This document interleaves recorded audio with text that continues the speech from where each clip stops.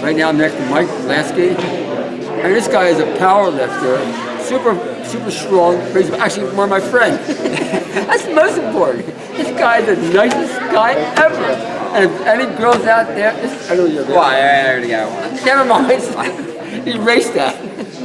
Anyway, why explain what's going on, why you're here, and talk about your daily diet, because you're a powerful weightlifter. I think you weigh 140 pounds? Yeah, 140. And you can lift 460 pounds? Oh, yeah. Oh, yeah. More than that. Yeah. Deadlifts. Yeah, why don't you explain why you're in a raw, your weightlifting, your regimen? Yeah. Yeah, I got into the whole fruit diet primarily for health. I was a vegan before then. I did that more for ethics. I watched a documentary called Meet Your Meat when I was about in my early 20s, about like 10 years ago, and that kind of really set me on the path of doing this. And then when I was about 25 or so, I was having some health problems. One of the things is that I really wanted to be healthy, and I was eating a lot of whole grains and things like that.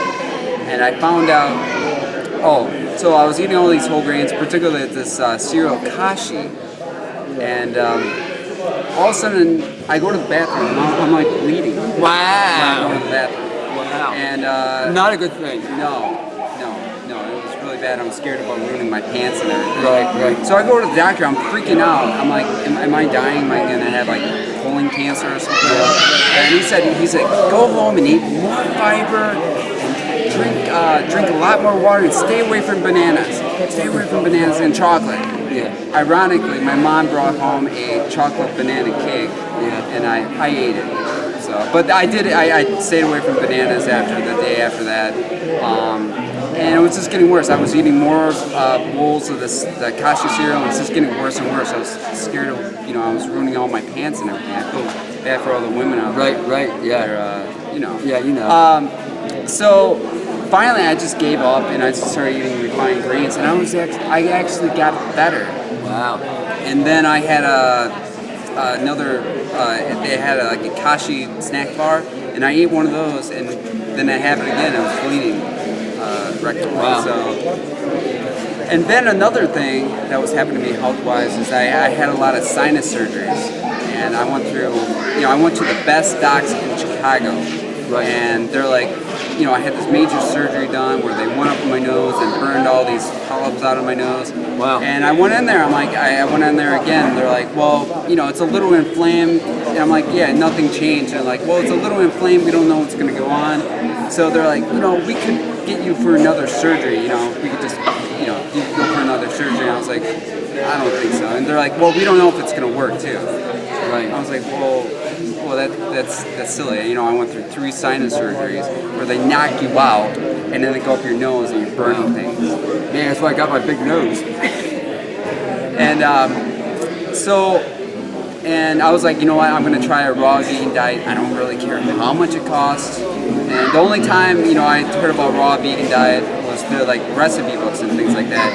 But it was like all dehydrated nuts. You have to dehydrate your food for like 10 hours and then you can eat. And then I read an article on VegSource.com. I was doing a McDougall style diet, which is more like starch-based, like potatoes and grains and things like that. So I started doing it. I read an article on VegSource, and they said that this was better than the McDougall program. Same principles, 80-10-10, but in a raw form. And I was like, I don't know about this. This guy's living primarily on fruit. Doug's been doing it for 15 years. It took him like 15-something years to make it. And that's when I was like, well, there's got to be some science to it. I was like, if anything, I would have some really good fruit recipes. And I bought it almost as a novelty purchase, the 80-10-10 book. And I bought it like in December, and then like for a New Year's resolution, I just tried it out for 30 days, see if I liked it or not. And I just stuck with it ever since. And then one of the things that I was really scared about, and even reading the book and reading studies on it, was like, am I going to get enough protein? Right. And I was need your protein. Yeah, I was so scared about it. You need your protein. Yeah, you need that protein. And so one of the things I did was do these little fitness challenges. The first one I did was 120 or 100 push-ups, 100 push-ups. and it took me like a month or so to get it. I was like, I only did 3 sets, as many push-ups as I can. I wrote it down, and I just kept on getting better at push-ups. Then I got to 150 push-ups, and then I was doing sets of 100 all the way up to 500 in a session. Wow. And I was like, I gotta do You something. do one-handed push-ups? Yeah, I'll do a couple. Okay, I do a couple here. And then a couple years later, I started doing 100 one-handed push-ups, alternating. So 100 one-handed push-ups. yeah, I have a video on that. I'm not making that up. And then you have this, where did they reach you, by the way? What is Weightlifter? Oh, what? What is Weightlifter? How can I get in contact with you? Oh, Fruit and Strength on YouTube. I have a website in the works, and yeah. And what's your daily regimen look like?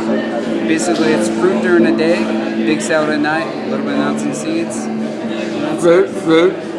How much fruit do you eat? For instance, I'll have a half a watermelon for breakfast, and then I'll have like 6 to 12 bananas for lunch, and then I'll have big bowl of grapes, and then big salad with maybe like a tahini dressing, tomatoes and cilantro and things like that. Can you go do some one-handed push-ups for us? Yeah, I'll do a couple. So I did some bench press and a lot of push-ups today. I think I did 100. 100 one-handed push-ups. Yeah. 100 one-handed push-ups. Oh, I'm not doing that. I'm kind of tired. I did some bench press today. 100. Maybe I'll go this way.